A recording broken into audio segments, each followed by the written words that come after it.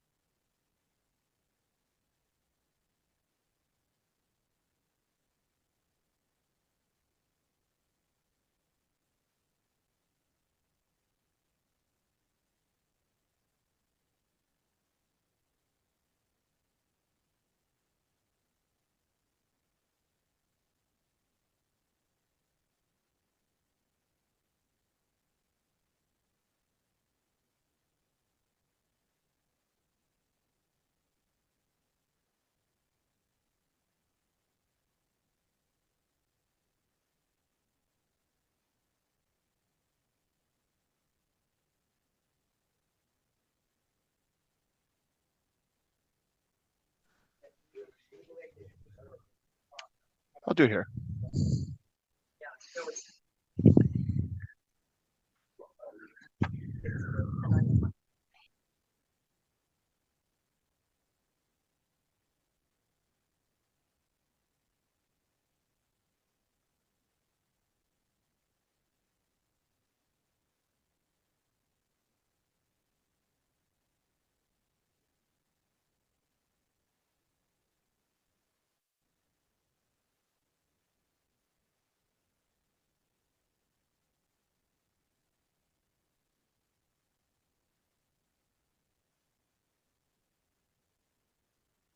Hey, everyone, we'll get started in 1 minute.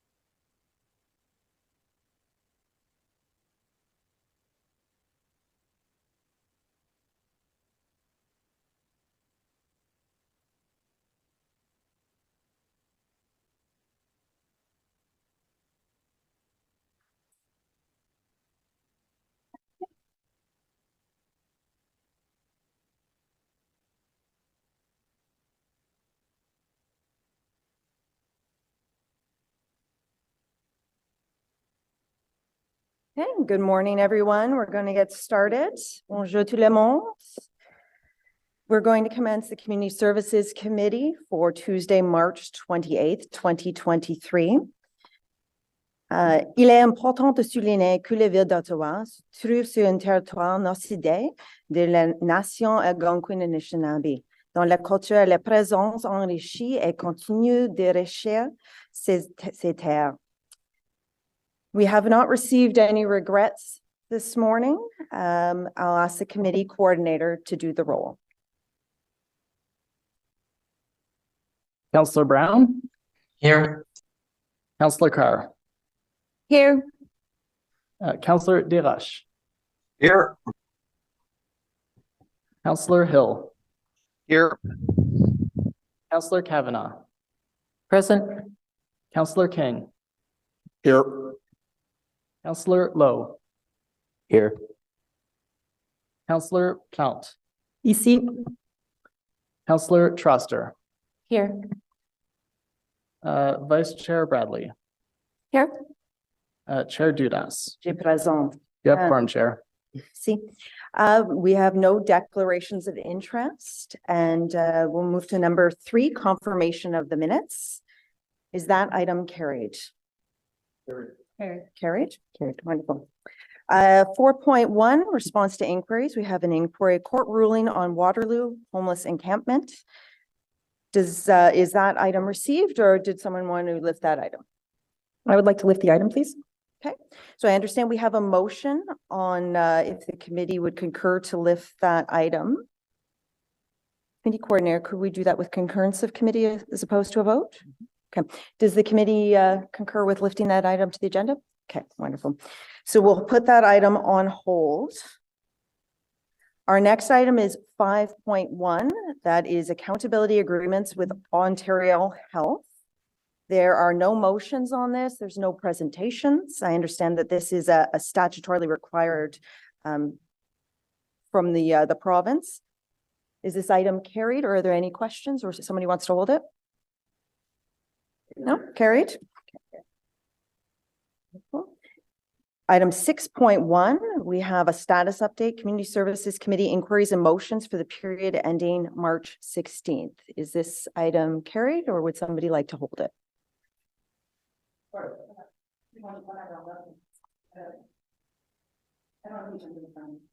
Oh, it's just a list of the inquiries and the motion that they're looking at still.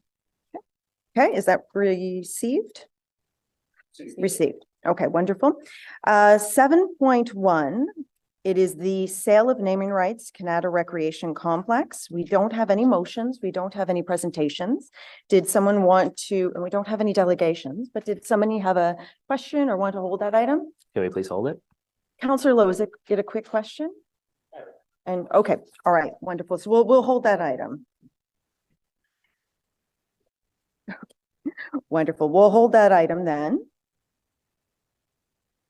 And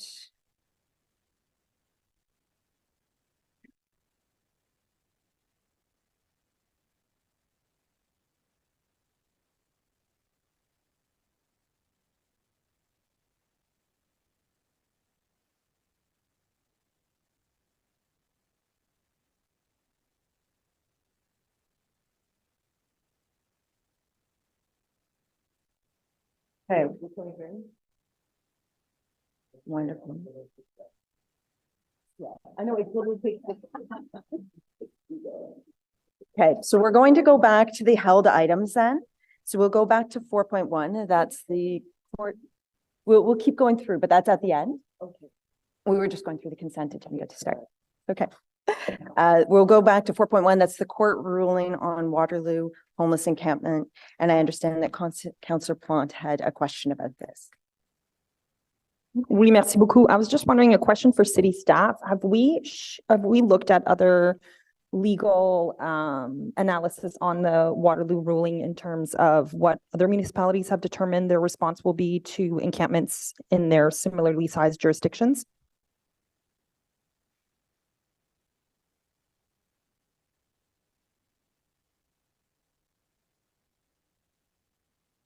Through you, Chair, it's Genevieve on behalf of Legal Services. I know Stuart Huxley is just logging on as well, and he worked on the inquiry and works closely with bylaw services.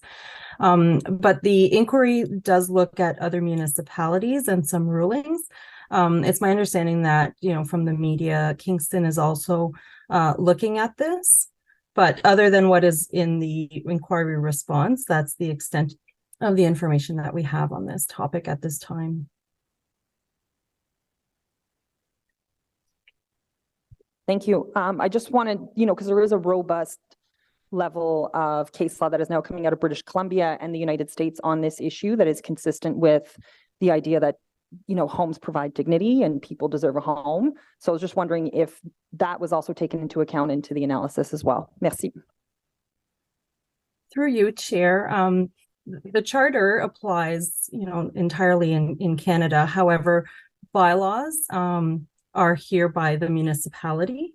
And so we can consider what other provinces have. However, what's important to note is also the jurisdiction and the application of court decisions. And so court decisions at the Superior Court in Ontario are not binding on other provinces. And so this is the same at the Court of Appeal level. And so while they might consider other decisions from other provinces, it's really the Supreme Court that would make a determination that would apply to the country as a whole. No more questions. Thank you. Thank you, Councillor Plant. Councillor Troster. Thank you very much, Chair. I was just wondering, so it seems that the Waterloo decision hinged on the fact that the municipality did not have shelter space available at the time. So I'm just curious, what tools do we have to monitor our capacity in the shelter system here in Ottawa? And how would we find out as a committee if the shelters are full for the purpose of our legal obligations when it comes to encampments? Through you, Chair, and maybe I'll hand it over to staff for specific details on how they monitor shelter capacity. But I just want to clarify that the assessment that was done was not only on shelter capacity, but they also looked at the factual, situation. So the assessment also included the encampment in question, whether, the use of the land, the circumstances of the residents in the encampments, and the services that were available, if, adequacy and accessibility to shelters. And I'll hand it over to staff with that sort of framework of the analysis. Yeah, thank you, Madam Chair. Very good point in terms of making sure that we have sufficient capacity when responding to people who are unsheltered, especially if dismantle is in order. And fortunately, in Ottawa, we have had the opportunity to be able to provide sufficient shelter beds for people who want to come inside. That has always been a guiding principle, which continues today.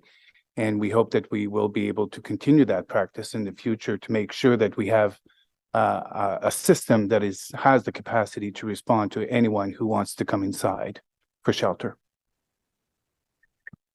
Thank you very much. Now, I know that our shelter system is provided by a mix of different organizations contracted out by the city, as well as the physical distancing centers have city staff in them. Do we have any sort of mechanism for comparing, contrasting shelter conditions? I'll just tell you, in my office, when people come to us at the end of the line and are needing shelter, they certainly express fear about some facilities rather than others in terms of the condition. I won't name the specific shelters, but because we contract out charitable organizations to do this work, what mechanisms do we have to compare and contrast and to monitor conditions from shelter to shelter? Yes, thank you, Madam Chair. Luckily in Ottawa, we have what we call Ottawa Shelter Standards that were approved by council, and certainly encouraging all municipalities to have these standards in place. And so shelters are expected to follow basic requirements in all areas of functioning of the shelter to make sure that that safety is paramount and that the operations are in the best interest of the clients. And our staff do, thorough inspections of the premises. And if there are any deficiencies, then those deficiencies are addressed quickly. Sorry, one more follow-up. So if we're hearing from residents that they have experienced conditions that they don't believe to be acceptable, because I know that one of the concerns with the Waterloo encampment and the Toronto encampments, which were ultimately dismantled, were concerns about shelter conditions. Who might we connect with? What is the process for reporting? Because, people who are experiencing the system obviously have a different experience than people who are managing the system. So what's the best mechanism for reporting up that experience? Yes, very good question, Madam Chair. The best process would be to communicate with housing services, communicate with our staff, and we will make sure that we follow up on any complaint that is brought forward about a particular organization or a particular program. And we will follow up to make sure every complaint that we get, we follow up to make sure that that it's investigated thoroughly. Thank you very much. Thank you. Councillor Brockington. Thank you, Madam Chair. I just wanted to provide some very brief context to the Waterloo case, because this was discussed at AMO this past week. We met as a board on Friday, and our guest speaker on the Thursday night committee of the whole meeting was the executive director of the Ontario Human Rights Commission. And in her presentation, she talked about the justice's January decision, and basically housing is a human right that trumps many other rights that we think we have, generally speaking, in our community. And the municipality must prove that basically all housing options have been exhausted before it thinks about evicting an encampment. So if you have an encampment in your city and the shelters are full, then there are no other options for people to take. I'm paraphrasing the justice's decision here. And if people don't like the fact that there's an encampment in a park, for example, and they feel that their rights to enjoy the park are being infringed upon, that does not trump someone's right to housing. And it's very clear that housing trumps many other rights we think we have as a member of a neighborhood or a community. And so municipalities going forward will have to ensure that all available options are exhausted before taking action against an encampment should that be erected in their city. But it was a very interesting conversation. And we had someone from Waterloo to present as well. There were some technical issues, which he will follow up and share with the board at a later date. But I just wanted to share that this morning. Thank you. That was helpful insight. Councillor Plante. Oui, merci beaucoup. I just wanted to follow up a bit on Councillor Truster's comments about a complaint mechanism. Ottawa Intercity Health has been asking for several years for like an ombudsman type position where people could go and report complaints, and in like an impartial manner they would be looked at. And I just want to make a clarifying comment too to yourself, Councillor Brockington, that shelters are not housing. They're just sort of keeping people overnight, and then in the morning they have to sort of fend for themselves. Thank you. Councillor Carr. Hi, thanks. I just wanted to get some clarification from staff. I heard that in Ottawa that we have shelter capacity. Have we, over the past 3 years, for example, have we ever had a case where we haven't had the capacity to house people that we've either sleeping rough in the street that we've tried to house? Have we ever had an issue where shelters are at capacity, and what steps have been taken in order to ensure that anyone that wants a bed can have one? Thank you, Madam Chair. To my knowledge, and thankfully, we have not been in a situation where someone was refused shelter. For example, coming to a shelter door, asking to come in and being turned away because they could not accommodate them. I just want to say that our community shelters are doing extraordinary work in extraordinary circumstances, and they will do everything they can to make sure that the person is not left outside. So again, to my knowledge, that scenario has not presented itself. as long as we as a community are able to sustain a capacity level that will meet our needs. Can I just ask a follow-up? Yeah, so just, and just a point of clarification, in your current triage system that includes the shelter system, physical distancing centers, there's never a case where anyone is turned away? Or, and just the corollary to that, just with respect to encampments, is there any proactive work that is being done when meeting with folks in the encampments to get them into the system, into the shelter or physical distancing center, whatever the case may be? Can you just describe that a little bit so we have a good understanding? Yes, and again, to the question, no, we don't have an instance where someone was turned away. However, people may choose not to come in, which is different.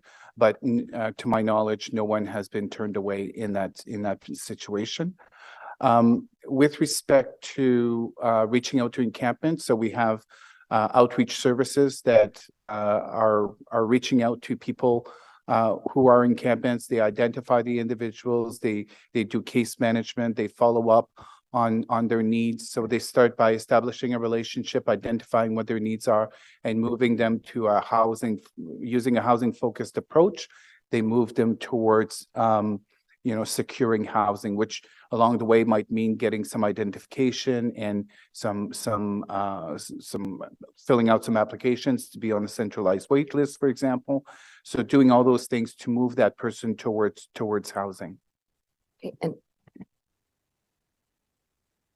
And so just one more clarification, when we're talking about the Waterloo decision and the impacts that it's going to have, I'm wondering, in the case where there are encampments, I mean, I've got an encampment in my neighborhood presently, they're all over the place, where we're doing proactive research and people don't want to go into the system. They want us, as you've described.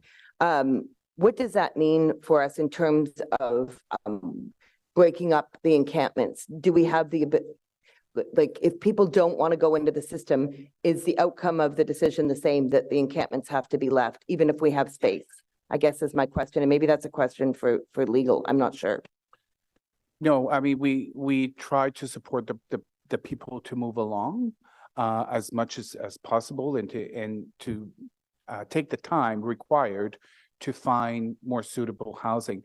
There may be some circumstances where a dismantle may be required due to safety reasons or other reasons.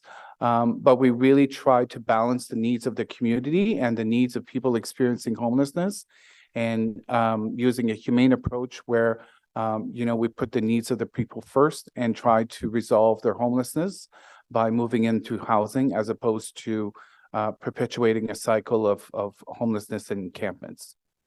Yeah, I guess my question is, given this decision, can we leave the encampment based on the decision, even if we have spaces in the shelter? Does that make sense?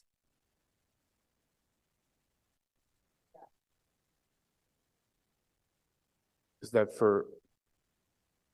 I can weigh in through you, Chair. I think, and Councillor, correct me if I'm wrong, the question is, can we permit encampments? Is that the question? Yeah, in light of the decision, can we permit encampments? In the case, here in Ottawa, we have enough space in the shelter. It's not the same system where we haven't, it's not the same situation where we haven't had the space. We don't have the space, is my understanding. So do we continue to permit encampments, is my question, if we have the spaces? Through you, Chair, what the Waterloo decision tells us is that first we use the reasonable outreach and support efforts that staff were explaining a few moments ago. And second of all, if we do decide that, we've done the reasonable outreach and supports, and that the encampment remains and individuals wish to remain in the encampment, then I think it becomes a staff decision to look at what the Waterloo decision tells us in terms of the factual assessment that needs to be done. So not just the shelter space. and determine if we're comfortable with, being able to satisfy the requirements of the Waterloo decision, and determine if it's best to evict the individuals in the encampment, or determine if there's a risk that, a similar decision would be issued here in Ottawa, considering the facts of the situation. Okay, thank you. Thank you, Councillor Carr. We're going to go to Councillor Kavanaugh, and Councillor Plante will do the wrap up. But Councillor Kavanaugh. Thank you, Chair. Thank you, staff, and thank you to my colleague for raising this.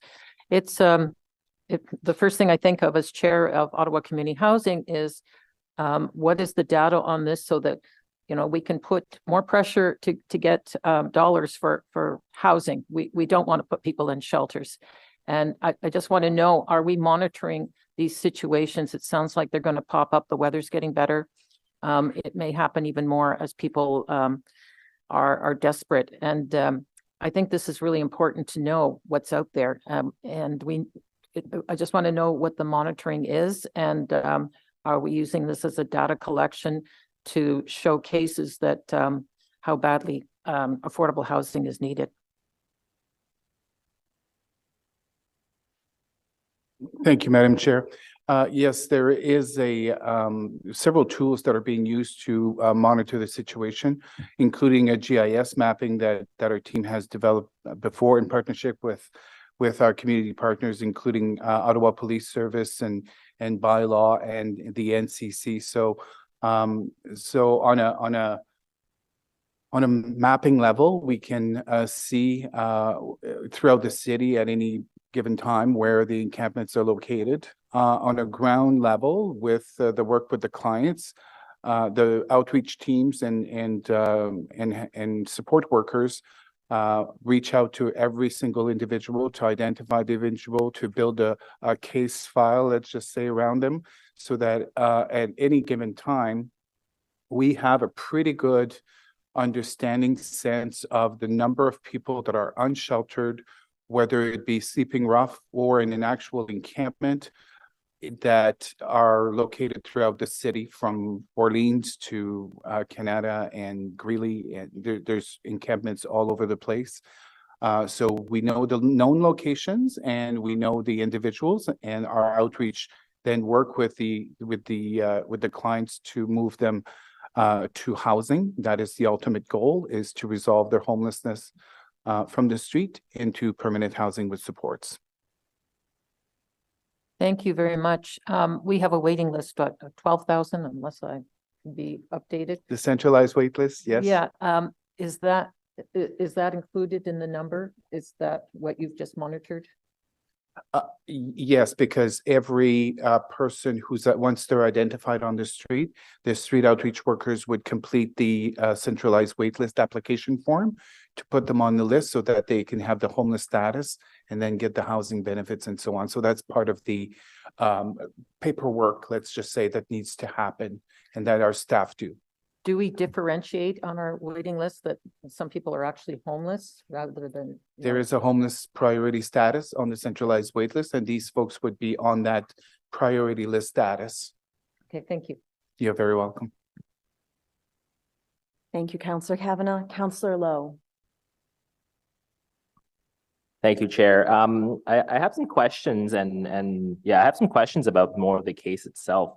My understanding, based on reading the memo, is that the unique factual circumstances that were noted means that everything is kind of case by case until an appeal succeeds at the Superior Court, Court of Appeals, correct?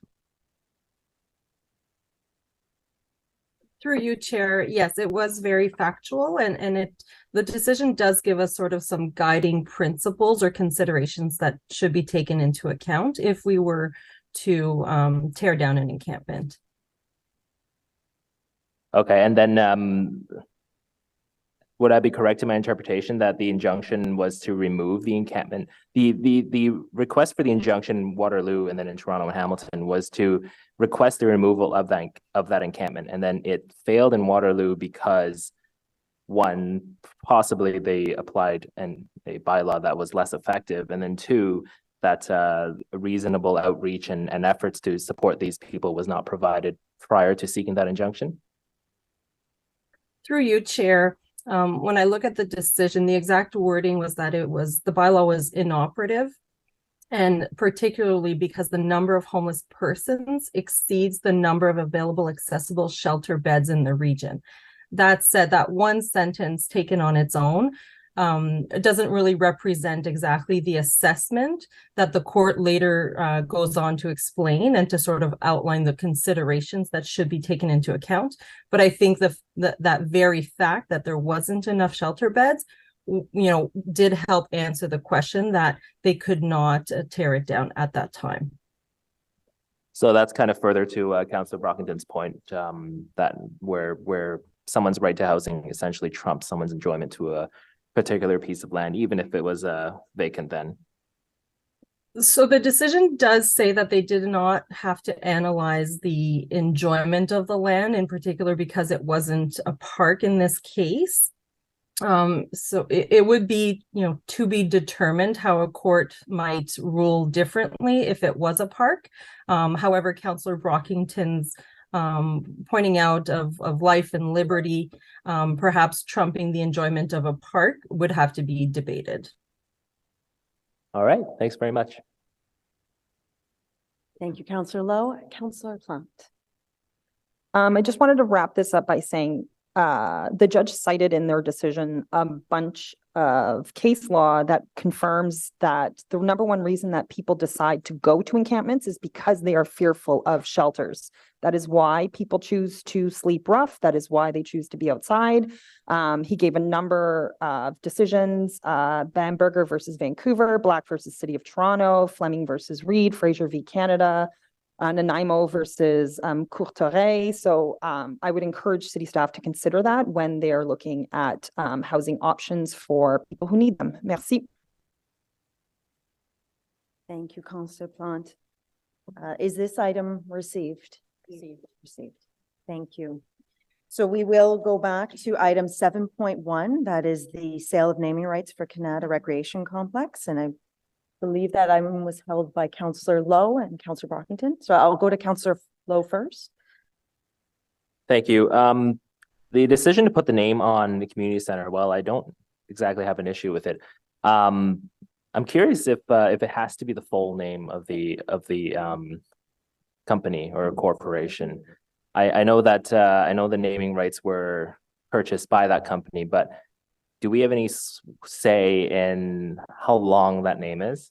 Because Tony Graham Automotive Group Recreation Complex Canada is arguably a little long, and Tony Graham, I think, is enough of a household name in the city that people can just say Tony Graham and know that we're not talking about Tony Graham the person, but rather Tony Graham the corporation. So is that something we can suggest at all, like Tony Graham Canada Recreation Complex, or because there are other names there are other companies who have shortened their names a little bit to fit a little better on our recreation centers like Minto, Cardell, and Richcraft. Thank you, Chair. Generally, our approach is to negotiate this with the corporate sponsor. Obviously, because they are paying, and in this case, $1 million over 10 years, at the end of the day, this is part of their marketing, part of their branding of the complex to meet their business purposes. This is a name that they've told us that they want to use. The ward councillor has been consulted on this, and even though I think we all agree that Tony Graham would be a bit shorter, we can ask again, but at the end of the day, because we are selling them the naming rights, and it is to be of optimal benefit to them to do this is what attracts corporate sponsors to us. This is not the first time. We had a hard time getting our heads around Cardell Rec, for example, a couple of years ago. It doesn't necessarily flow off the tongue, but they did make a case that this was their marketing brand in Calgary, where they did a similar thing, and they insisted on it. So we can certainly have a discussion about the length of it with them, but I have to tell you that to get their signature on a contract, it may well be their preferred name that we go with.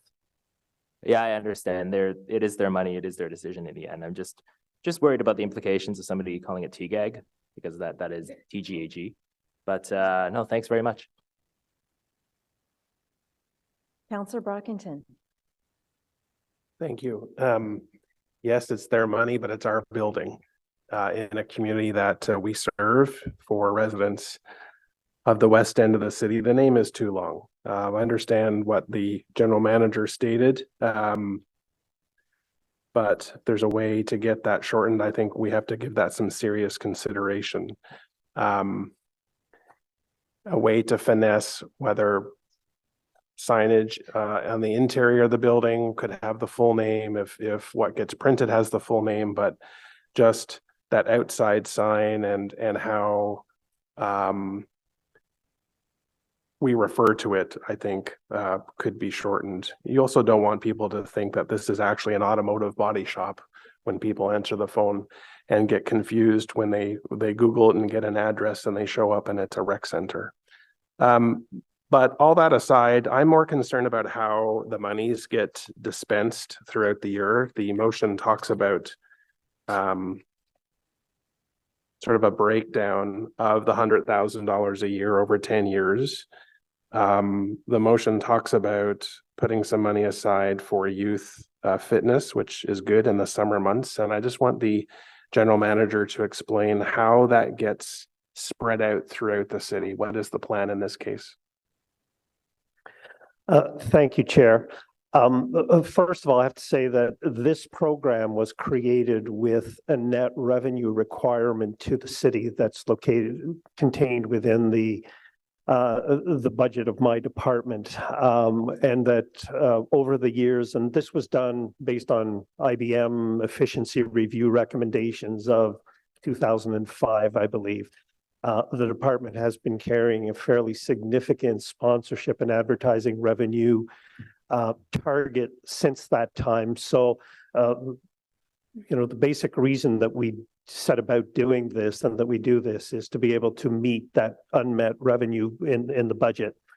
However, since 2005, we've also come to realize was not necessarily part of the initial program, that sponsors want to see their money in action for community good, especially sponsors like Tony Graham that have been, into philanthropy and supporting community causes. There is great interest and great attraction to being able to have some of their sponsorship dollars go back into the community. So in this case, and staff work with them and offer them a variety of opportunities to sponsor, whether it's things like public skating or participation in one way or another. In this particular case, we landed on youth fitness, access for youth to our fitness spaces during the summer months. And a good portion of the money that you see identified there will be going to offset the lost revenue from that. The other part that we have learned over the years is that the local community, because their facilities now has a sponsor, is hoping to see some return. And so there is a provision in there. That site and that facility are host to things like Canada Day and various community celebrations. So there is money there to support a more local initiative on an annual basis. The other portion is upfront activation. Some funds will be required to, as Councillor, you mentioned, changing the signs internally and externally to the building.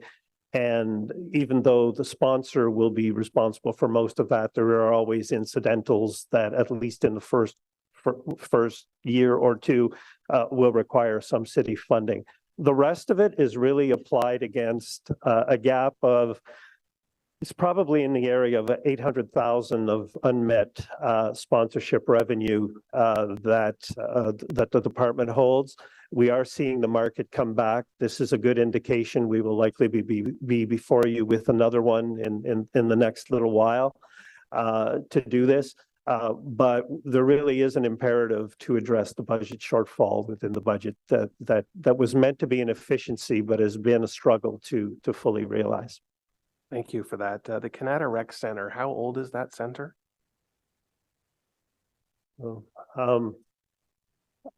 Sorry, Councillor, I can get you a date. I would say predates amalgamation. I'm not sure. I would think it's probably in the area of 30 to 40 years old. That's what I would guess as well. And my understanding is this center's been renovated a number of times. The center has had a major renovation about 15 years ago, and is currently funded through the ISIP program to go through another wave of renovations. A good portion of the building, the non-arena part, was in almost unusable shape for a period of time. The first renovation created large public spaces upstairs, large rooms, meeting rooms, community programming rooms. And there is more work to do, which phase 3 of ISIP funded will be starting this year. This center received millions of dollars leading up to the last federal election. Is that correct? The ISIP announcement for the next phase of renovations did come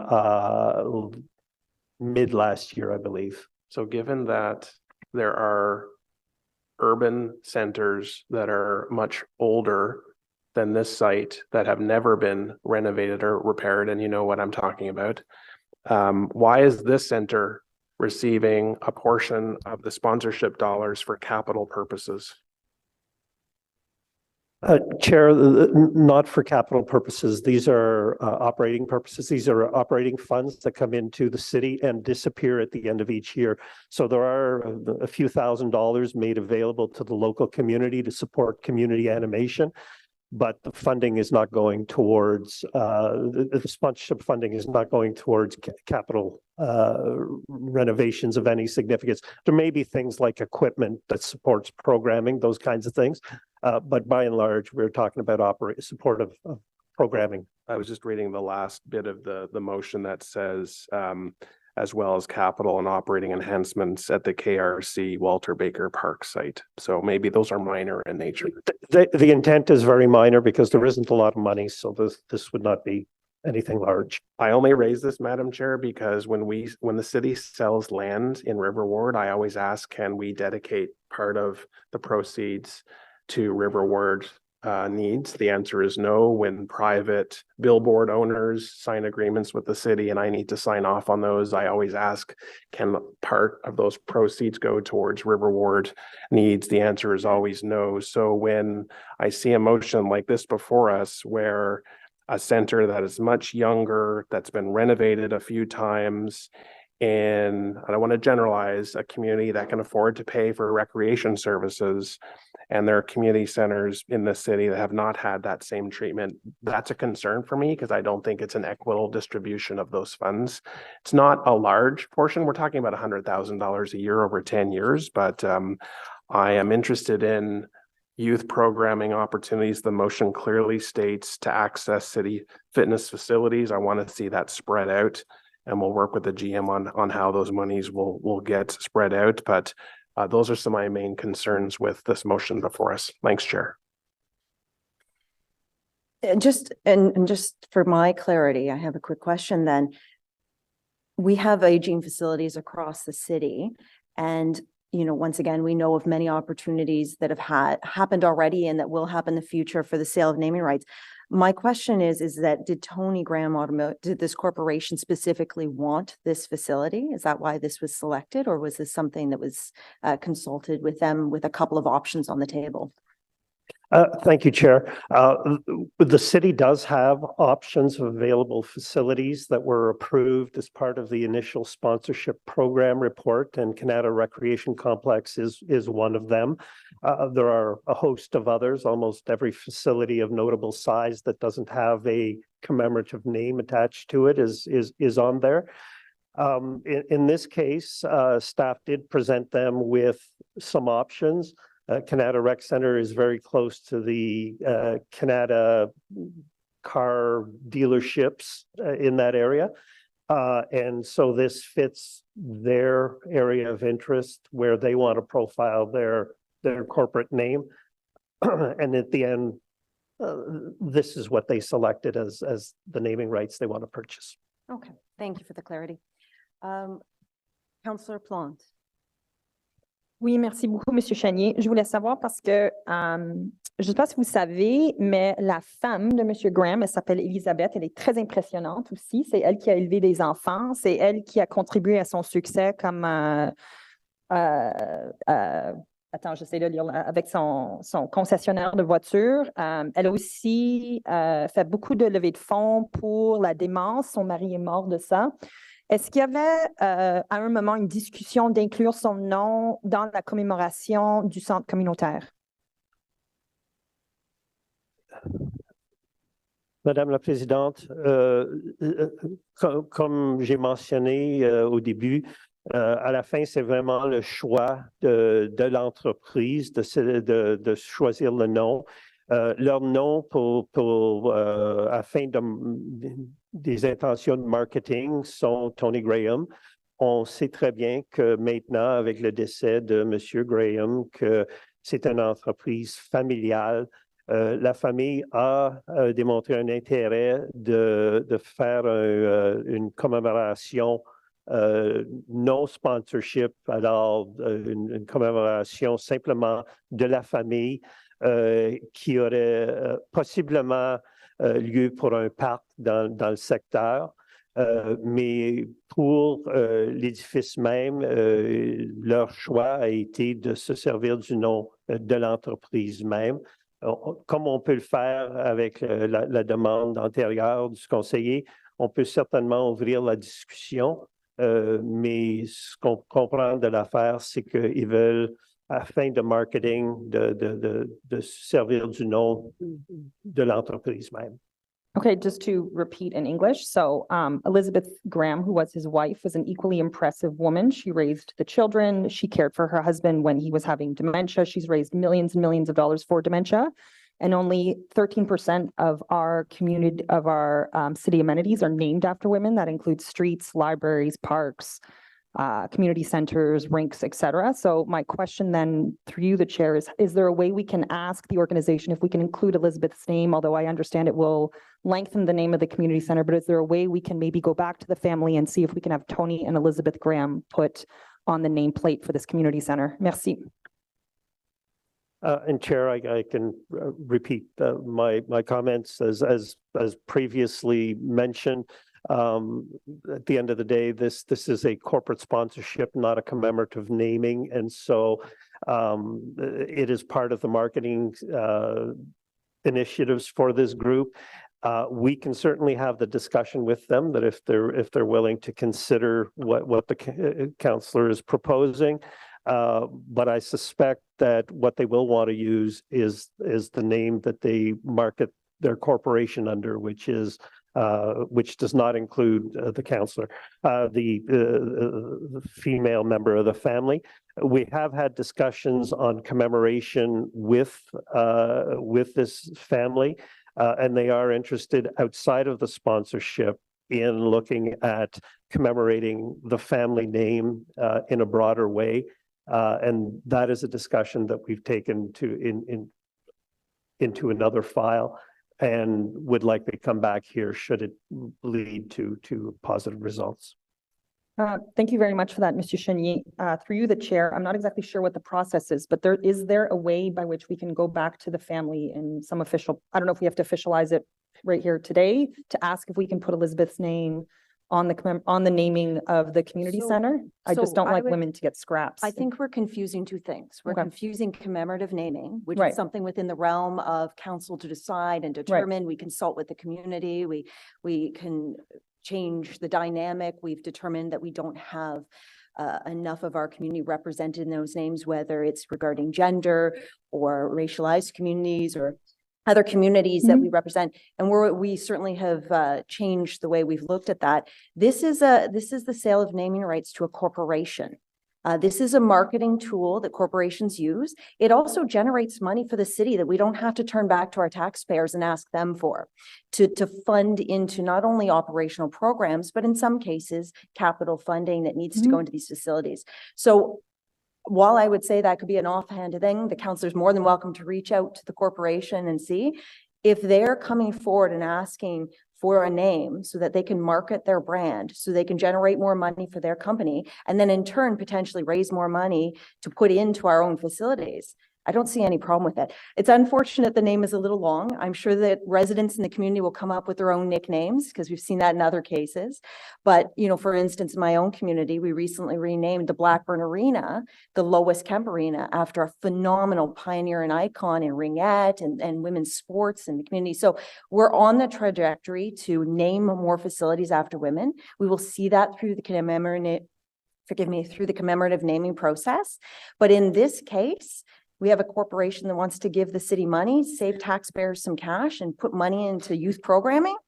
I don't see that we have any problem with this. So what I would suggest is if the councillor wants to reach out to that group, that we do that. Thank you. Councillor Carr. Thanks very quickly, and thank you for that explanation, Chair. Well, I'm certainly no fan of privatization in any public amenities. I do see the value in terms of revenue generation for the city with respect to this. I'm not a huge fan of continuing to raise taxes. I find that property taxes are a regressive form of taxation. So I certainly accept that we need to do things like this. My question is actually with respect to staff on the naming rights program. I understand that, and perhaps this is an inquiry. I understand this program's been in place for a number of years, and I think it's been used for Lansdowne, many of our community centers. If I was interested in understanding the revenues that are generated from that program, is it best to put in an inquiry more or less? Because there wasn't any background information offered with this committee. I still consider myself to be new. I think I can say that for another few weeks. But if you can just let me know if an inquiry is best for that. Chair, there's probably no need for a formal inquiry. We circulate as part of our use of delegated authority report every year the revenue from both, and the program has two streams. It has the sponsorship stream that we're talking about today, and it has an advertising stream. And we do produce on an annual basis a report that itemizes both the cash value and the in-kind value of what we receive from sponsors and advertisers. And I'd be glad to provide your office with last year's, which gives you a fairly, from year to year, it does not significantly vary, but we can certainly provide members of the committee with all of that information. It's readily available. Yep, great. Thank you very much for that. Thank you. Vice Chair Bradley. Thank you, Chair. I just wanted to follow up on some of the comments that Councillor Brockington had made with regard to the $35,000 that will be used for free weight and cardio summer memberships. Can staff comment on how they intend to distribute that? Will it be an application program? Will it be in every city facility? Will it just be if someone who's between the ages of 13 and 17 signs up for a membership, it's free? And is the intention for that to be annual for the next 10 years for the length of the sponsorship? Thank you, Chair. We will promote this in all of our facilities to make sure that it's widely available. Of course, as youth come to get a membership for the summer, there would be no cost. Sign up would be the usual, through each facility. And generally, this is an in-person transaction because membership cards require a photograph to go on your card. So we will promote it. It is intended to be for the life of the agreements, or so for 10 years. And we will monitor how well it's doing in terms of uptake and make adjustments after the initial launch. But for now, we are preparing for the initial launch once council gives approval to the report. Great, thank you. So how did you arrive at that $35,000 number? Is that typically what we see in revenue from that age group? And if that's like, if it's more popular than we expect, is it a first come first serve? Like, just trying to get a better understanding because I think it will be popular. We arrived at it by looking at the current membership and assuming that if it was free, there would be an uptake in taking it on. And again, we will monitor and see how, it could be that we get twice as many as that, or half. So we really don't know. We had to make a calculation for the purpose of getting this going. We'll get a good indication. We suspect that those that were purchasing summer memberships will continue to do it and be happy not to pay, and that there will be an uptake from those that otherwise could not afford it, those kinds of things.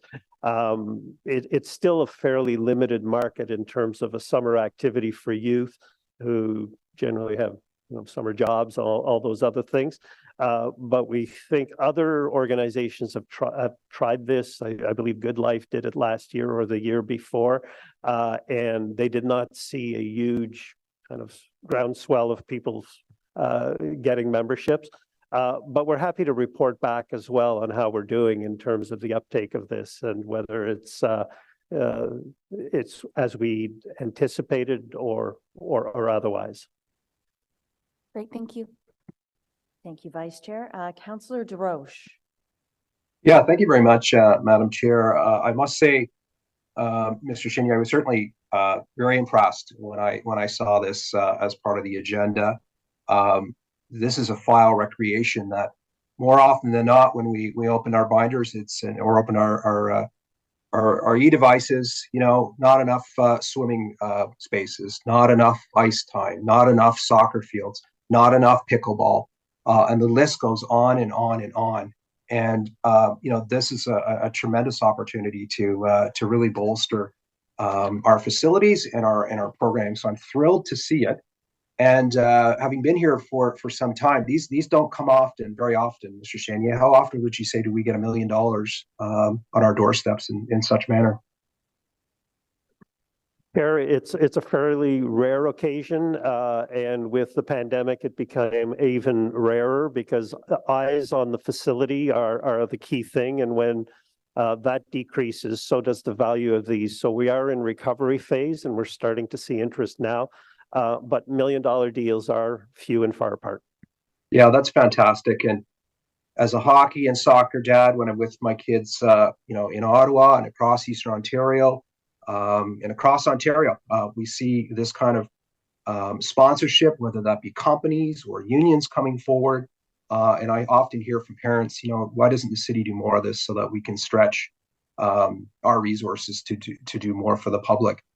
So I want to just thank you for the work that you've done on this file, and make it a positive experience for Tony Graham Automotive, because the work we're doing today will hopefully attract other companies.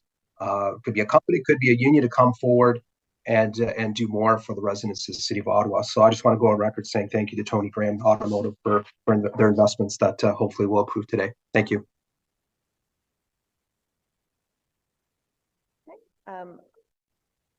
I know Councillor Hubley is next, but I'm going to leave him to the end as he is the ward councillor. Councillor Lowe. Thank you, Chair. Just want to thank you for your comments earlier. It actually reminded me of a conversation that came up around the time we were building Stage 1 LRT, when there was a proposal to shorten the name of Tunney's Pasture to Tunney's. And the argument that I made at the time was that we should keep the formal name and then people will shorten it on their own. So I do want to thank you for bringing that back up. And that was it's just a comment. Thanks. Oh, and it's valid. And I am curious to see what names come forward, because I'm sure. Councillor Hubley on wrap up. Thank you very much, Chair, and thank you for having this on the agenda today. I want to start by thanking Dan Chenier and his staff for all the work on this.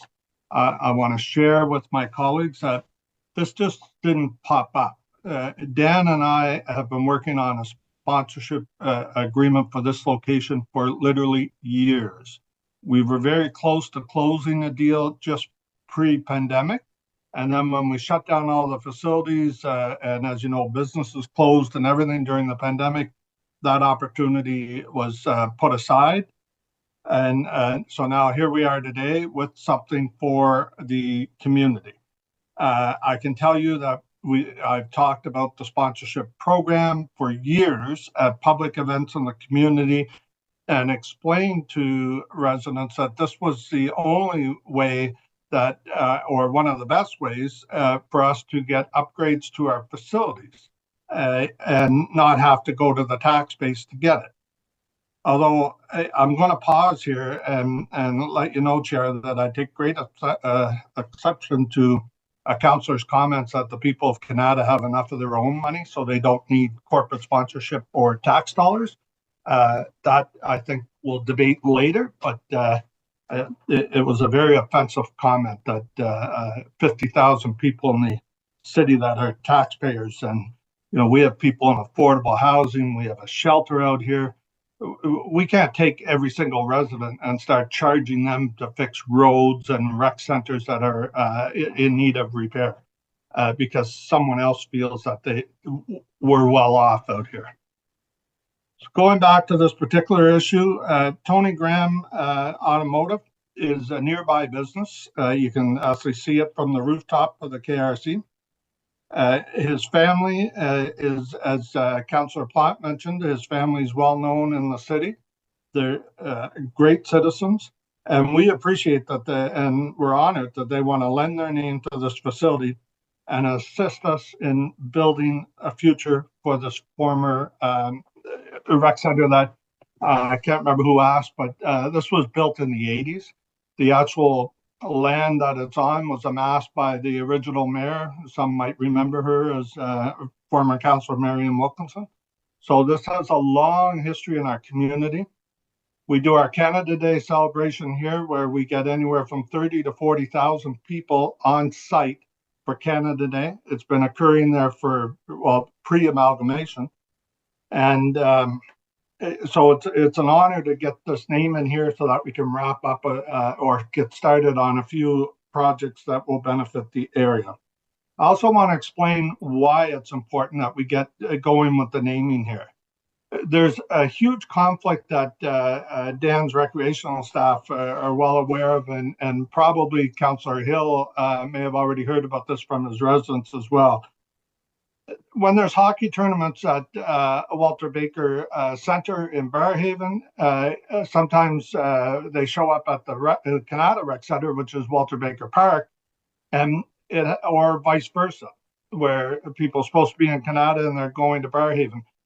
So much so that staff have a paper on hand that they hand out to people that have directions to the other facility on it.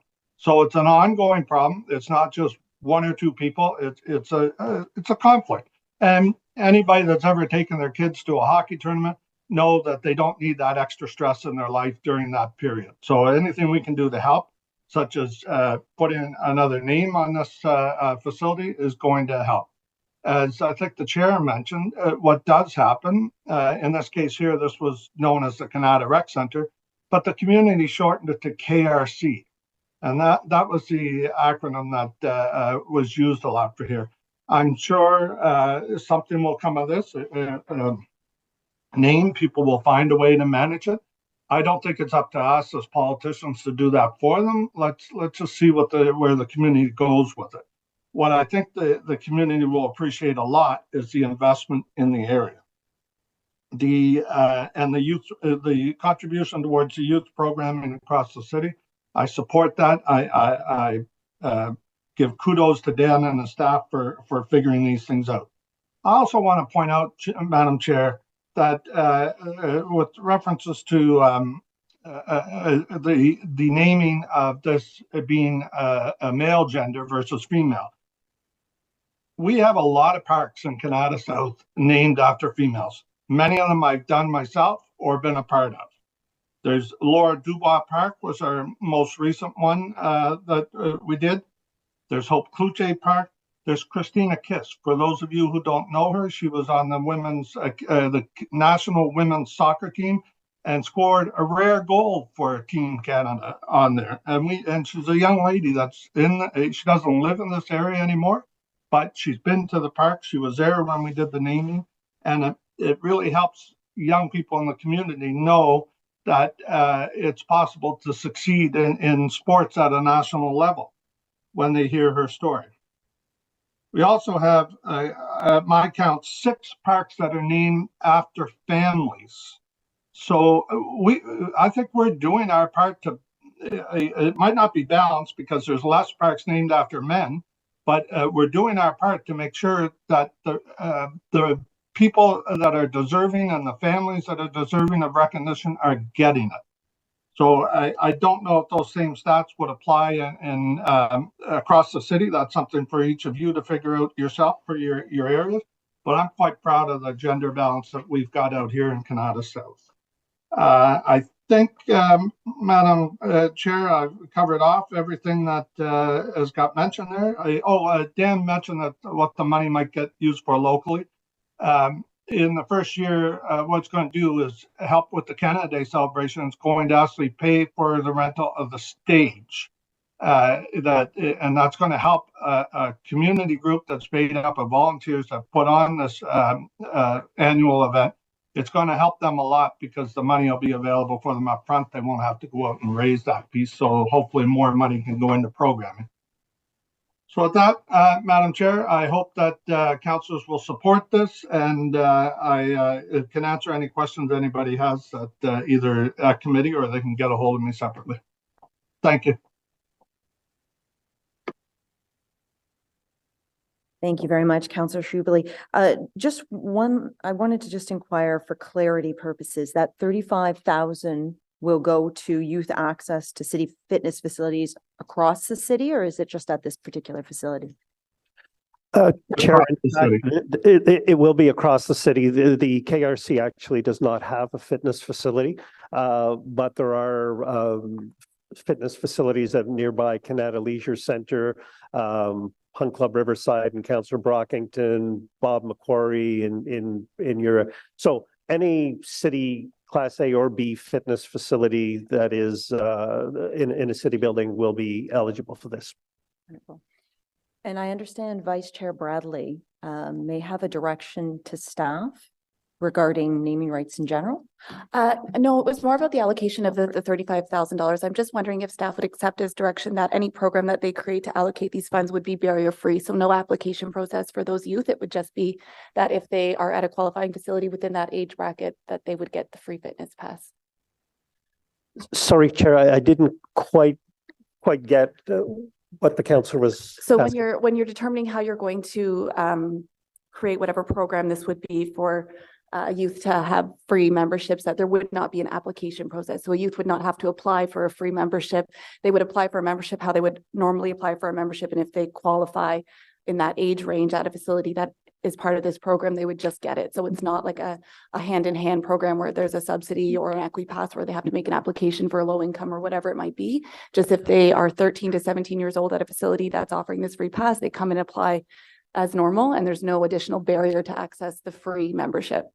Agreed. There is no, it wasn't our intent to create anything different. It simply waives the fee using the existing application, requesting the service. So no additional requirement. Perfect. Thank you. Wonderful. So is this item carried? Carried?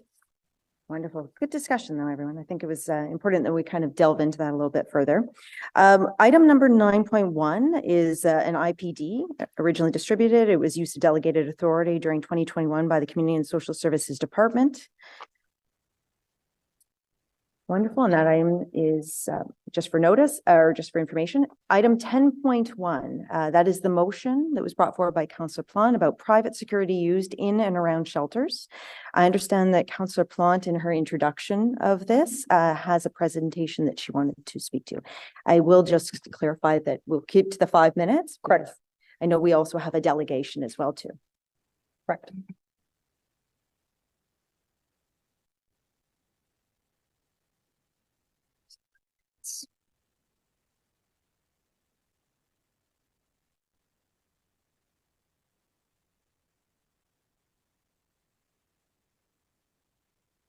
Bonjour tout le monde. Thank you for being here.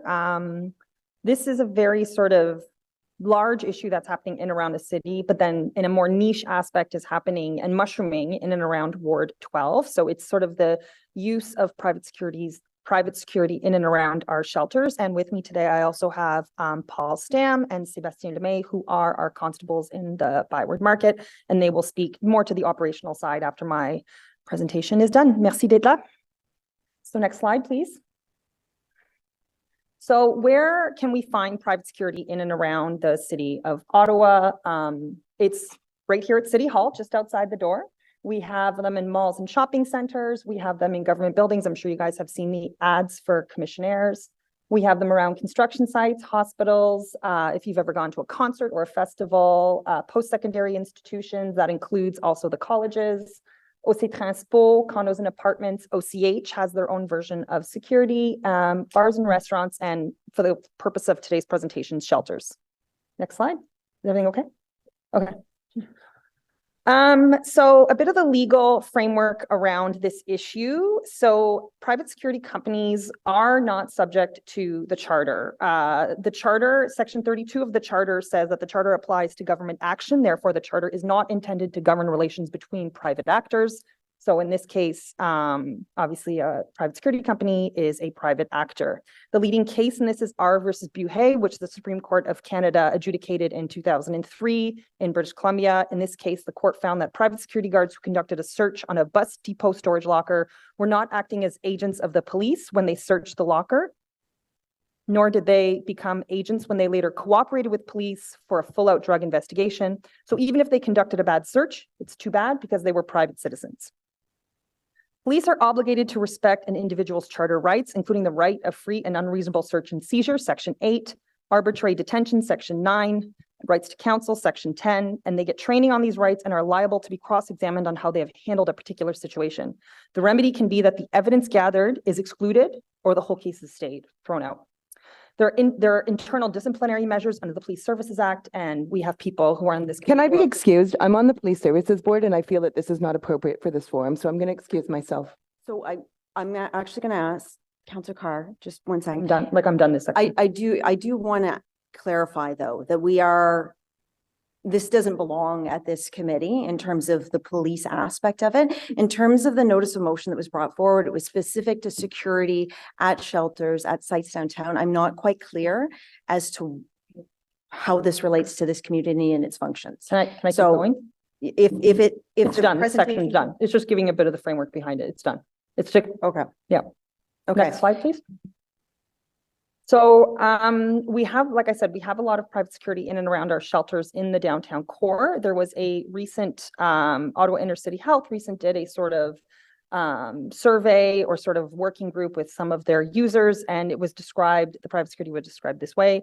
Participants described the impact of interactions with security guards who work in shelters and stressed the importance of providing better training, supervision, and expectations of compassion when dealing with their clients. There are many disturbing descriptions in their response to people suffering from symptoms of mental illness and the role in making the impacts of trauma worse through their actions.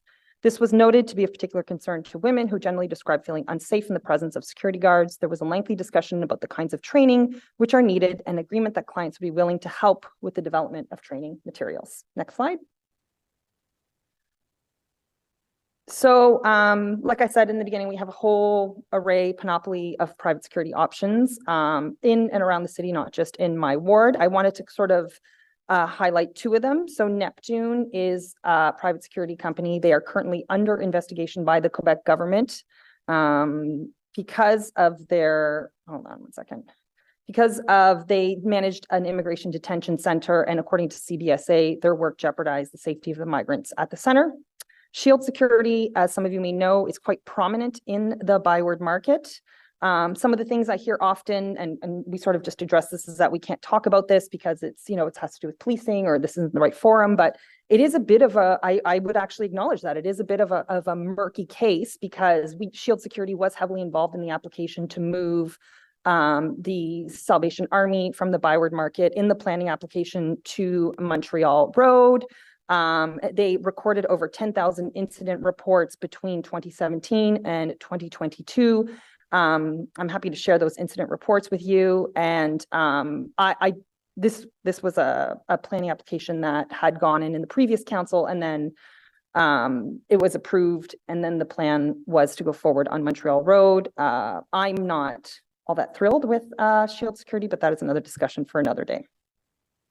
In June 2022, Housing Services received a subsequent direction to ensure that any future funding contracts between the City of Ottawa and Salvation Army include the provision of 24/7 on-site security with an active neighborhood patrol to provide supports and responses within a 2-block radius of the facility. Currently, Shield Security is sort of, I don't want to say holding the neighborhood a bit hostage, but because there's been some funding cuts because of a COVID contract they got, they are not patrolling the site 24 hours a day. They're only patrolling from, I believe it's like 9 to 5. They're not patrolling at night anymore. So it seems like security guards are taking over some of the duties that police officers normally do. We have no idea what kind of training they're getting. We don't know the extent of their powers. We don't know if we don't even know if we take notes, which is why I was hoping we could do a direction. Do you want me to do that now, or do you want me to wait till the other delegation is done? So just, sorry. So just for clarity, we have a motion on the floor. It is a motion that you presented as a notice of motion the last time. So if you are going to, just for clarity of your intention, are you looking still to discuss this motion? Or are you looking to replace it with a direction? We would need concurrence of the committee to go forward with that. Well, I would like to hear from our guests, and then I would like to go towards the direction. Okay, then I would hesitate to bring forward a direction until we have some conversation with our guests, because we still are looking at the motion as it stands on the floor that was presented before. Wonderful. Thank you for that clarification. Okay. Thank you. So I will now ask our delegation, our constables, Lemay and Stam, and I will just clarify once again, this is Community Services Committee. So once again, in the realm of the conversation and this committee's mandate. So it's not necessarily about policing. We are also, I'll just clarify for members of the committee, we are not in a position to direct police, Ottawa Police. That is not our purpose. So sorry, with all that, with all those strings attached, please proceed. Merci, Madam Chair. I'm Sebastien. I've been a community police officer for Lower Town in the Market for 6 years. Essentially, I'm here today to answer any question and help shed some light into the issues that Councillor Plount is bringing forward. I'm joined by my colleague, Constable Paul Stam.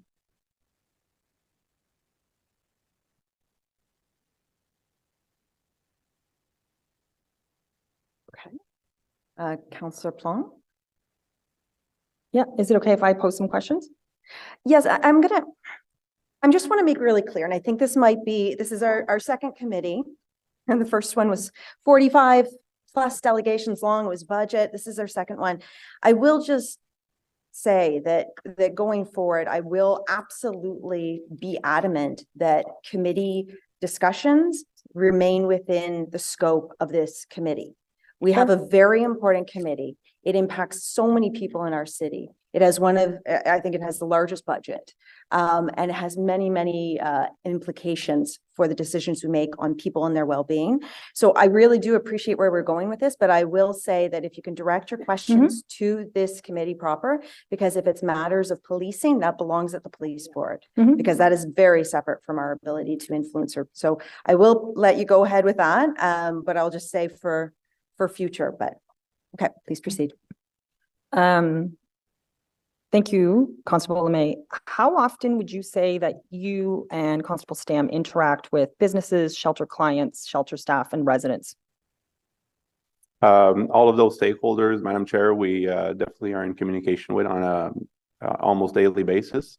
There are some scheduled meetings, either weekly or monthly, with those different stakeholders. But on any given day, Constable Stam and myself make ourselves available to address those stakeholders' needs. So again, it can vary between once or twice a day to several times a week. And would it be fair to say that all of the shelters use private security? To my knowledge, 2 of the 3 main shelters have private security, and I believe that the third one uses in-house staff. And they don't just walk around, do they? What role does private security play in our shelter system? Essentially, private security companies are hired by the agencies that, again, that hire them. Not to speak too much in regards to authority under the Trespass to Property Act, but they would only have authority on the private property itself. Would you say that private security companies also do things like, first aid, and they sort of are an auxiliary force that sort of buttresses between ambulance, fire, and yourself? So that would be likely up to the security companies to speak, but as a police officer, I have seen them engage on those examples that you're giving. Depending on the security company and the mandate that they're given by the shelter that hires them, there might be some training into obviously first aid and administering Narcan for say overdoses or things of that nature. Do you know if they receive any training? Do they ever speak to you about that? I'm not aware officially, or I cannot confirm that, but that would be certainly up to the shelters that hire them to speak to. Do you know if they I'm keep going any? to cut in, and I apologize for cutting in. I think everybody's still figuring out the committee process and everything, but I don't believe that we're in order here in respect to this. Typically, delegations will come and speak and do a presentation on their thoughts, their expertise and those things. It's not a matter of them coming and then we asking them questions. We ask them questions based on their presentation to us. So what I would like to know is maybe it is timely now that if you could read in your direction, if that is the case. And then if any other committee members have a question for our delegations based on that, or we can continue to proceed with this. Can I just ask if Constable Stam has anything he wants to add before we go to the direction to staff? Do you have anything you want to add? I don't have anything to add at this time. I defer to my colleague, Constable LeMay, who has more expertise in this matter, and I'm just here to answer any questions that he may feel I would have more expertise in. Merci. Okay, so do you want to go right to the direction? Point of clarification, Madam Chair, has the motion been withdrawn and we're moving to point of direct? Like, I'm confused. So we are withdrawing the motion then? Is that with the concurrence of committee that motion be withdrawn and replaced with, well, first we'll withdraw the motion, then we'll see the direction. Do I have committee concurrence on that? Yes, okay, thank you. Sorry, please go ahead. Direction that the General Manager of Community and Social Services Department be directed to continue the work with Ottawa Public Health on the processes used to gather any available data of drug paraphernalia from relevant sources by leveraging existing systems, and report back to Community Service Committee and Council with the results of these discussions. I'm going to ask staff, you've worked with the counselor on this, can you provide some insight? Because I know there was some question in respect to Ottawa Public Health being mentioned in this, and they also can't take direction from us. So can you provide some clarity around this direction, please? And if you're in support, and whether you've worked with Ottawa Public Health on this. Thank you, Madam Chair. So we did work with the counselor to identify an opportunity to bring information back to this committee about the processes used to gather drug paraphernalia, which would include needles and other relevant paraphernalia. The actual removal of that paraphernalia in community is the purview of Ottawa Public Health and governed by the Health Board, the Ottawa Public Health Board. Ottawa Public Health has indicated to us as staff in Community Social Services, we do not have jurisdiction over the collection of drug paraphernalia. Ottawa Public Health has indicated to us that they are willing to work with us to review their processes and gather some information that we could bring back to this committee for the purposes of information. That is the objective of the direction. And if within that objective, yes, we agree with that direction. Okay. So thank you for that clarity. I appreciate it. Does any members of the committee have any questions, or are they in concurrence with this? Oh, forgive me, Councillor Troster. No problem, Chair. Councillor Plant, so the initial presentation was about private security market, and now this direction is about drug paraphernalia. Could you just explain what the concern is that led you to bring this forward? Because I'm a little bit confused by the request, and I'm also not sure it's the right place for it. This might be a public health board matter. So so I'll just back up a little bit. When we were initially having these discussions, one of the things that came to light was like these private security companies do a lot more than just sort of patrol the grounds. They do first aid interventions. They do administer Narcan. They do pick up needles. They are sort of, like I said, a bit of a buffer between a lot of our frontline services, which they pray for privately. They don't have any They do not gather any data as far as I know. They don't tell us how often that happens. And so we don't actually know what's going on in the market in terms of overdoses, in terms of needle pickup, in terms of, anything under the criminal code. And so I wanted to know if our private security companies could be not compelled, but asked to provide this information on either a weekly basis, so that way we can have better data in the market. One thing we are noticing is that there's a lot of gaps in data, and my goal as the counselor is to close those gaps so we can make better decisions. So I guess my question to staff is, do we have any jurisdiction to ask or to order a private security company to provide this kind of information? Through you, Madam Chair, no, we do not have any jurisdiction. Okay, I see what you're trying to get at, but I don't think I can support the direction for this reason. But perhaps we could have a conversation offline about how best to tackle this, because I do understand the information you're trying to receive. There we go. Sorry, I forgot to press the button. Did anyone else have any questions in relation to this direction? Because I will put it to a vote as to whether staff accept this direction or not, and if the council, if that's with concurrence of committee. Okay. Oh, sorry, Councillor Carr. Hi, yeah, I'll just mention that I'm on Ottawa Police Services Board and Ottawa Public Health, and I feel like the issue is the presentation probably had more to do with Police Services Board, and with respect to what this is more within the realm of public health.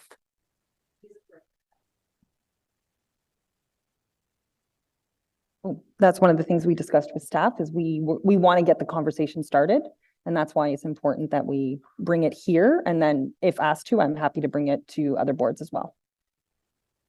Thank you. Sorry, let's just see if Councillor Carr's finished. Oh, yeah, no, I'm done. Okay, thank you, Chair.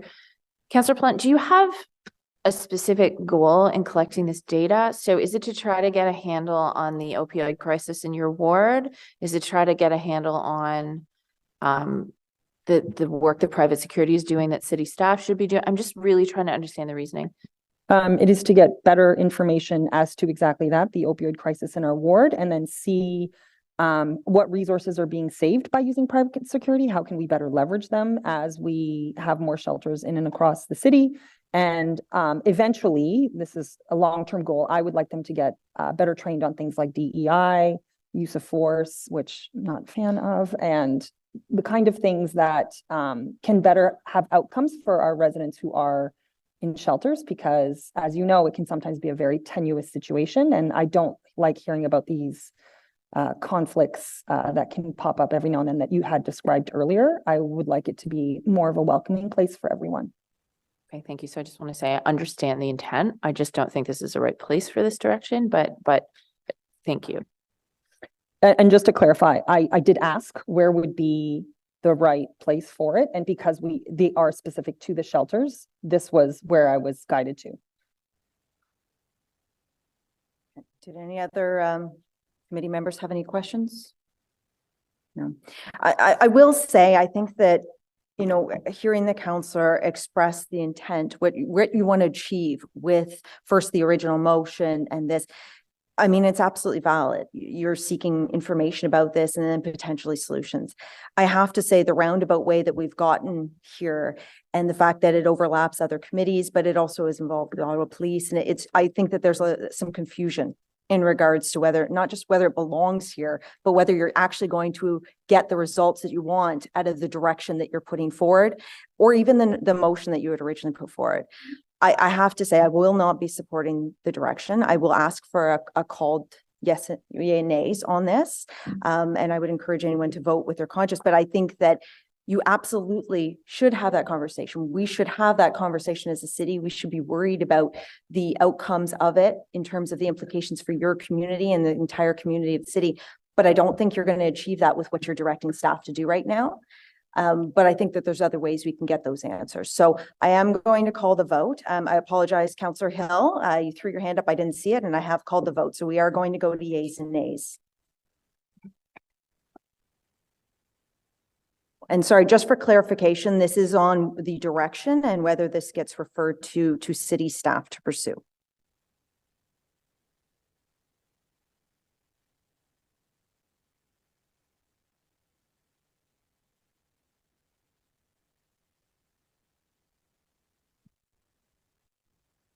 Counselor Hill, Yes. Counselor Kavanaugh, Yes. Counselor Pelt, We, Counselor King, Yes. Counselor Troster, No. Counselor Carr, No. Counselor Brown, Yes. Counselor Dirash, No. Counselor Lowe, No. Vice Chair Bradley, Yes. Chair Dudas, No. 6 yeas, 5 nays.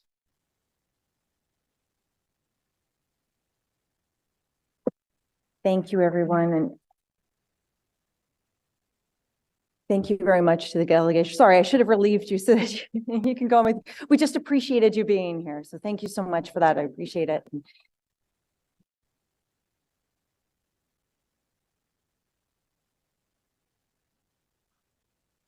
Okay.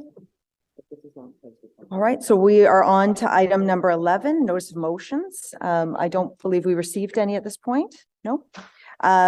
We do, are there any notice of motions? No. We do have an inquiry from Councillor DeRoche. Councillor DeRoche, do you mind reading that into the record, please? Thanks, Madam Chair. Can the City of Ottawa implement temporary summertime recreational programming on some significantly undersubscribed park and rides for oversubscribed programming such as pickleball, similar to when roads were closed to allow greater recreational benefits? Thanks. Okay. Thank you very much, Councillor DeRoche. Item 13, we don't have any other business at this point. I do want to, before we completely conclude, I did want to take a moment.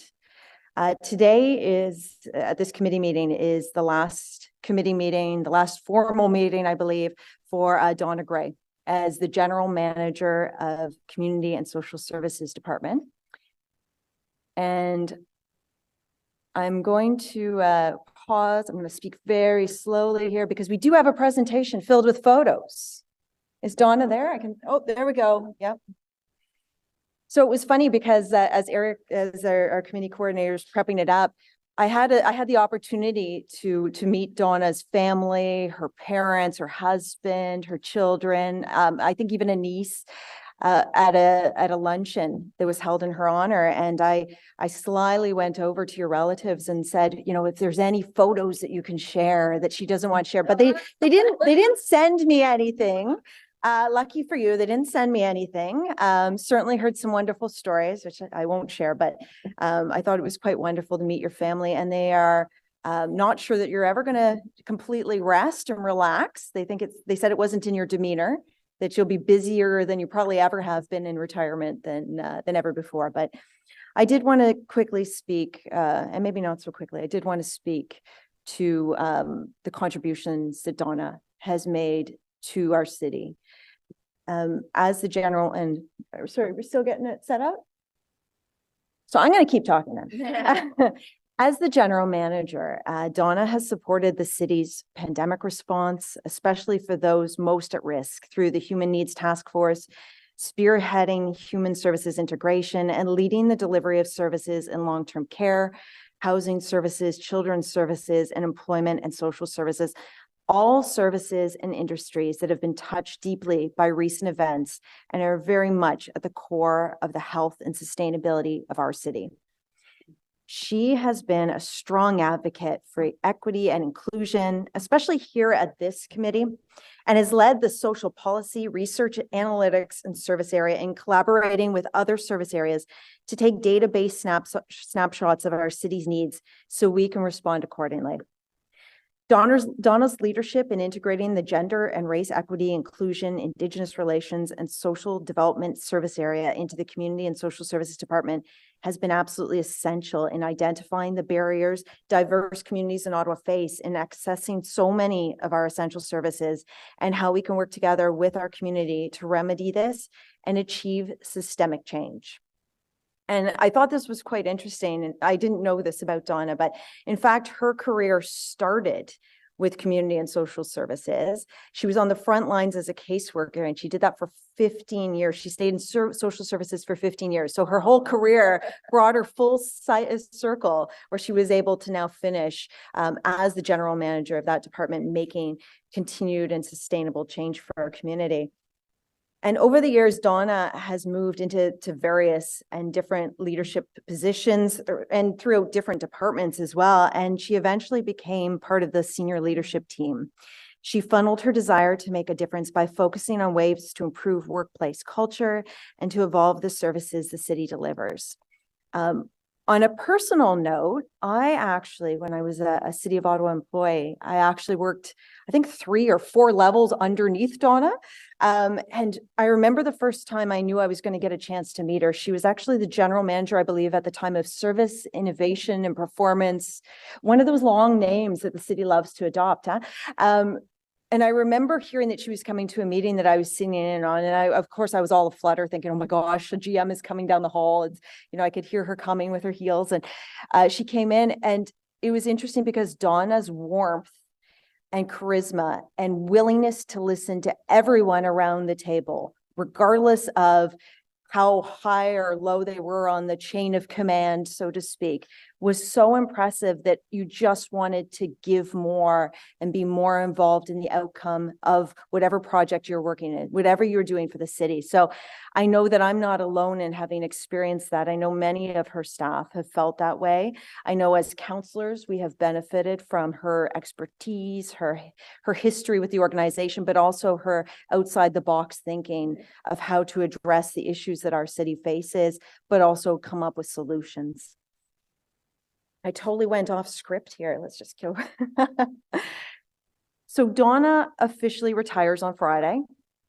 And while she was recently feted at City Council for her extraordinary career, we would be absolutely remiss to not recognize her at this committee, where she has spent the last many years of her work career and has made such lasting impacts. Donna, we thank you for your unwavering dedication over the last 35 years to the city, to the staff, and to the residents of the City of Ottawa. We bid you a fond farewell, Madame, and we wish you enjoyment and lots of adventure with your family and your loved ones in your retirement.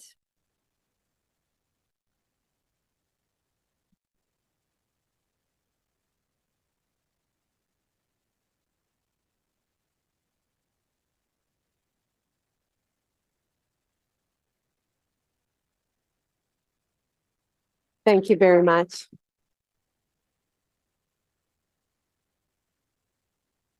Wonderful. Well, that's hard to top, but we are going to the last item, which is number 14, which is adjournment of committee. So we'll leave on a warm, fuzzy feeling at this point, but is adjournment carried? Adjourned? Carried. Have a wonderful day, everyone.